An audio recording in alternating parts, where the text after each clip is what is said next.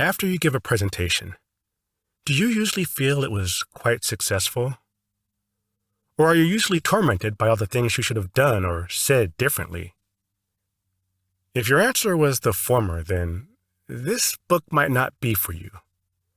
Probably not because you're a good presenter, but because you might not be motivated to learn what you need to know about people to be a great presenter. I've given hundreds of presentations in my career, and I'm a pretty popular speaker. At times I've been flattered with statements such as, "That was the best presentation I've ever attended," or, "I've never been so inspired by a presentation." And while I'm generally grateful for these kind words, I'm never satisfied. Although I usually think there were several aspects of my just completed presentation that were quite good, I am my own worst critic. Maybe I'm too hard on myself. All I know is that practically before the presentation is over, I've already identified what needs to change. Besides presenting, I also teach others how to present. Sometimes, when I'm coaching someone, they'll say something like, "I'm not a great presenter," or "I'm not any good at this," or even, "I just don't think I have it in me." My response to them is, "Good.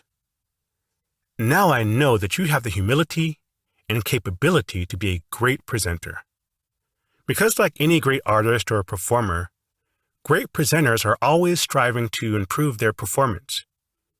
If you feel you know it all, there's nothing left to learn or improve. Every day around the world, millions of presentations are delivered. Some are great. Some are okay. And some are just downright boring. How much better would the world be? How much more inspired would your audiences be? And how much change could you make in the world if you improve the quality of your presentations?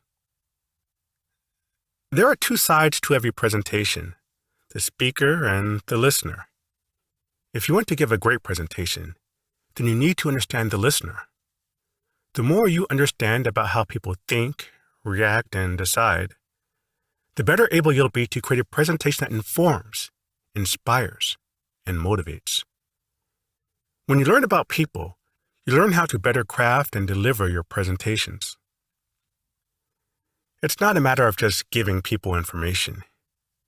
If you want to communicate effectively and persuasively, then you need to understand how people filter information and learn. Likewise, if you want people to remember, act on, and use what you are communicating, then you need to present your information in a way that matches how they think. In this book, we'll dive into key psychological techniques to ensure your presentations do just that. We'll cover progressive disclosure, a way of matching information you present to the way people think. You'll be able to structure your presentation to stop people from filtering, so they'll be more open to your ideas. And you'll learn techniques to overcome preconceived prejudices, to help your audience view your ideas with an open mind. You'll learn all this and much, much more. If you are motivated to become the best presenter you can be, if you have a desire and a little bit of courage, you'll be able to improve your skills as a speaker and as a presenter.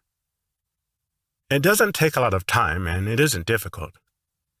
By understanding a few key psychological concepts and applying them to your presentations, I guarantee that you will become an engaging and influential presenter. Are you ready?